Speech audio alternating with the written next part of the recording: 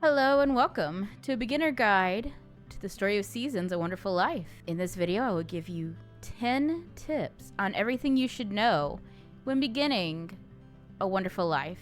The first tip is to talk to everyone once a day. There are a lot of different characters to get to know in the Forgotten Valley, and the best way to do so is by talking to each of them every day. Even stopping to talk to them as you're out and about helps gain friendship, which can give gifts and cutscenes with certain townsfolk. The second tip is to give multiple gifts to the townsfolk. Unlike Stardew Valley, you are not limited to 2 gifts for each person. You can give more than one. Giving multiple gifts can improve your friendship and often comes with its own rewards, such as other characters giving you gifts that can help improve your farm and can even help gain hearts with romantic partners so that you can get closer to marriage at the end of the year. You can also see a bunch of interesting cutscenes for each character just to learn more about them. The third tip is when you're at the dig site, you can dig in one spot and still find artifacts. If you head to the dig site around 10 a.m., you can enter the site and speak to Carter.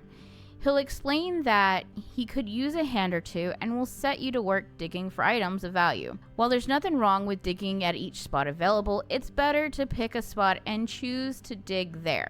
Not only does it save time, but you're increasingly more likely to find something valuable than you would if you went to each and every spot and dug there. The fourth tip is to always talk to the sprites of the forest every day. If you go up to the tall tree with a small door, you will see a handful of mushrooms. If you interact with them, it will ask you to eat them, and if you do, it will bring you to the spirits. Each day you talk to them, they will give you one new recipe. If they don't have any recipe, then that means either you need to level your cooking or wait until next year when you get a bigger kitchen and can make more meals. The fifth tip is to say no to Van. Van is a traveling merchant who always visits Forgotten Valley on the 3rd and 8th day of each month. He brings a lot of interesting and helpful things, including tool upgrades for you. He will also let you sell anything to him that you can't sell in your bins on the farm, and is a good way to make money. However, you can earn more money if you just tell him no. When you decline Van's offer, he will more often than not offer more money to buy whatever you are selling. It may not work the first time, and the better your friendship is with him, the easier it is. You can do this by giving him a gift, normally dishes and stuff from your farm, before he shows up at noon. His path normally goes from the dig site, down and across the bridge, to where you normally sell stuff to the villagers, and you can give stuff to him like you would any other villager. The sixth tip is to always cook every day. Cooking has an invisible stat that goes up the more you do it, and the more you improve, the better recipes you can make, which you can either give to villagers, sell, or consume for yourself for your own stamina and hunger. There are a lot of easy recipes that only take one ingredient, such as egg or milk soup. The more complex, the more XP it gives, and the faster you level and also get better gifts and money.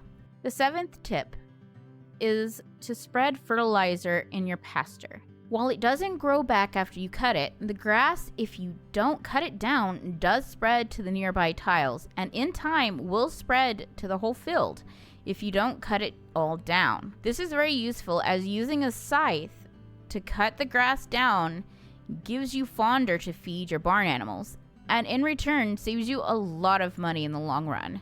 The eighth tip is to fish every day. Fishing, while it doesn't make you a lot of money, can be used in many ways, such as gifts and recipes.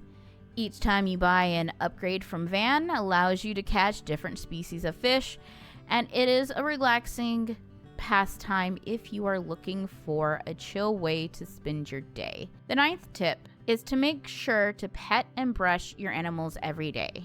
Your animals will give you better product if you take good care of them. You do this by talking, snuggling, and brushing them each day and making sure you don't keep them out in the rain.